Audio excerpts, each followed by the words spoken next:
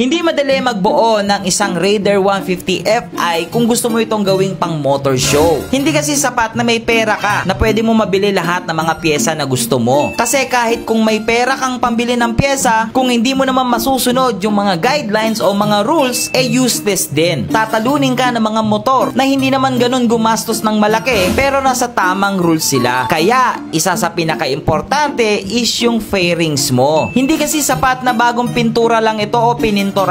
Dapat sobrang quality rin at sobrang ganda rin ng kalalabasan o makintab yung pintura mo. Minsan may puntos din kung kakaiba yung kulay or may mga effects yung pintura mo. Syempre hindi rin mawawala kung meron kang mga carbon fiber parts kasi dagdag puntos yan pag nakita yan ng judge. Pero minsan nagiging minus puntos din ang mga carbon fiber. Alam nyo kung bakit? Marami kasing mga carbon fiber ngayon na yes, ang ganda ng pagkagawa pero ang problema is yung fitment na tinatawag. Ito na po yung hindi na mag-fit yung mga carbon parts doon sa ating mga motor. Kaya, like what I said, hindi sapat na may pera ka. Importante rin, alam mo at kilala mo yung gumagawa para syempre hindi masayang yung pera mo o yung pinambili mo doon sa pyesa na yon. Kaya tara, samahan ninyo ako, kukunin na natin yung kaha at yung mga carbon parts ni kumparing FI. Sa mananalo doon sa ginawa kong pahula kung anong kulay ng kaha ni kumparing FI, sa dulo ng video na to, i-announce natin kung sino. So today, kay kumparing FI tayo. Yan. So pupunta kami ngayon ng Los Baños kay JL Carbon. Yung? Tignan mo yung biyahe namin. Malapit lang yun. Malapit. Pag yung plano. Malapit. Ano malapit? 1 hour and 30 minutes, boy. Anyway, bago tayo pumunta, kung napanood nyo yung last video natin, okay? Yung last video natin, nagsabi ako doon sa lahat ng mga kahula ng eksaktong kulay ng kaha ni kumparing FI, may regalo sa akin na 5,000 pesos Gcash. Ha? May napili na ako. Abangan ninyo doon sa blast vlog natin, di ba? Pero may problema ako mga kalusyo, pero baka pwede nyo namang itag dito yung mga magagaling na builder. Yung throttle body natin. Sa punsa gas tank. Ngayon, yung gas tank boy, yan layo. Tignan mo. Layo. So, hindi ko alam kung ano ang tatabasan. Gas tank ba o throttle body? Pero yung simpleng gas tank, syempre, butas yan. Throttle body naman, nakapanginayang ang pogi oh. Pero wala kailangan ko ng tulong ng mga builder dyan. Baka pwede naman nyo itag yung mga builder ninyo kung ano yung diskarte. Ito yung mahirap pag ikaw yung nagbibuild. Si Kuya Russell kasi, build lang ng makina. Alam nyo magkabit. Makina. Pero pagdating sa pag-ano, ako kasi talaga yung nagbibuild sa mga diskarte ng motor. Isip ako, bakong host, pabaliktad, pababa. Basta, ganun, diskarte yan. Comment na lang kayo.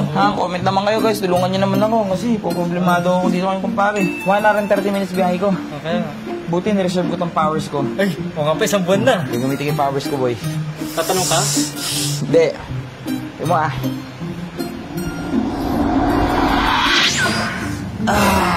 Yan na. Pagbilis mo ba? Nasa Los Baños na agad tayo. Kasi isang buwan na rin. Isang buwan na. Isang buwan ko na naman bago magagamit yun. Ayan, boss. Ayan, si Bossing. Boss! Si Boss JL Carbon. Again, sa mga gusto magpa-carbon, tumatanggap si Boss JL ng kahit po malayo kayo. Kahit po shipping, boss, di ba? Kahit hindi nyo nadalhin dito kasi ako kaya ko naman biyahin. Pero kaya nyo biyahin, gusto nyo makita paggawa, pwede rin, punta kayo dito sa shop niya. Na-waste naman yung lugar niya. Dito lang yun sa may Pansol, Los Baños, ito banda dito, lagpas lang. So ngayon, titignan natin yung mga pyesa ni kumpare. Ang daming mga gawa ngayon ni boss, oh. Hey! Uy! Uy! Kita ko agad, boy, sumilip! Tingnan ko? Sumilip, boy! Oo nga, boy, mga Silip. Pasukin mo na. Pasukin mo na. Sobrang excited ko sa fairings at mga inner fairings ni kumparing FI. Dahil halos isang buwan din yung inantay ko para dito.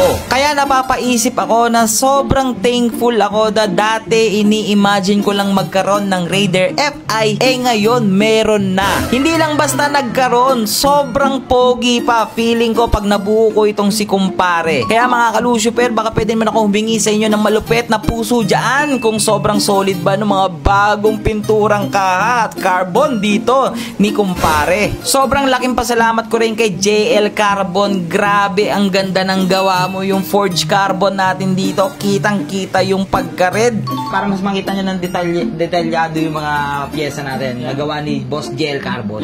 Ang kapirasong montage.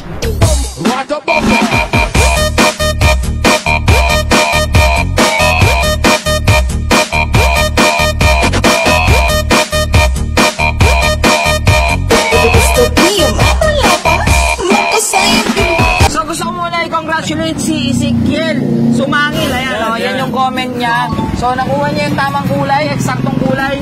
Cream. Yan. Ano to eh? Creamy white. Cream. O in short, Coffee Co Blanca. Yun. Tignan nyo naman yung gawa ng gel carbon, no? Hindi, eh. Tignan mo. Hindi yung ano. Tignan mo. Alam mo sa carbon, lahat naman kayang gumawa niyan eh. Tignan mo yung fittings. Yan ang chinecheck ng judge, boy. Yung mga dulo-dulo na yan. Kanto. Yan ang chinecheck ng judge. Ayan o, boy. Tignan mo naman. Kasi, hindi naman sa ano, lahat karamihan, magaling na gumawa ng carbon.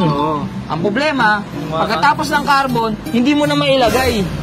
Nakaangat, hindi na maipit, hindi na maano, yun yung problema ng iba. Pero tignan mo naman yung gawa ng gel carbon, sobrang kinis, boy. So, di ba, ang daming mga comment din kay Lucy kung bakit wala yung ulo niya na windshield daw. Hindi po windshield daw, ulitin ko, di windshield daw.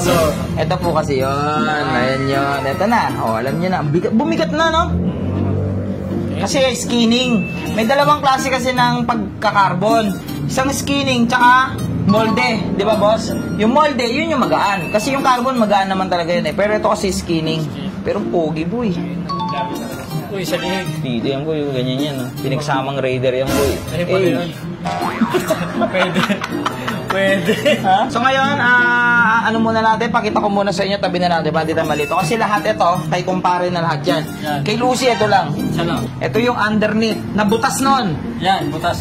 Ito yung butas nun. Ito rin yung advantage na nagpapakarbon kayo. Kaysa bumili kayo ng bagong part, tapos may budget na mga, pakarbon nyo na lang, no, boss? Ayan, butas to. Tingnan nyo ngayon. Ayan, yan yun, yan yung carbon, ang kapal. Yung kapal ng mukha mo. Yan, ang ganda ng underneath ni kumpare. Pag sumilip yung mga chicks dito, kita nila yung mukha nila, no? Pwede sila mag-ano, no? Tapos ito, sprocket cover. Yan. Eh, di ba yung crankcase natin? Candy red. Candy red. Pag tumabi talaga to. Talaga. Parang ano yung katniel. Ay, wala na pala yun. Wala na pala yun. Ito yung gitna. Ito yung U-back. Dito nilalagay yung ulam ng nanay. Diyan. So, ito yung mga carbon parts natin. Carbon. Ito yung grab bar. Simple lang. Para may mga twist naman tayo. Hindi naman puro forge. By the way, tawag dito forge. Forge sa mga ganyan. Forge. Yan. Tapos ito yung fender. Tawag sa ganyan forge. Ito twill. Yan tawag dyan, twill. Tapos guys, hindi lang po carbon ang product ni JL Carbon, ha? Nagre-repaint din siya. Yan, ang dami niyang kliyente ngayon nakapila. Ito baka dumangga.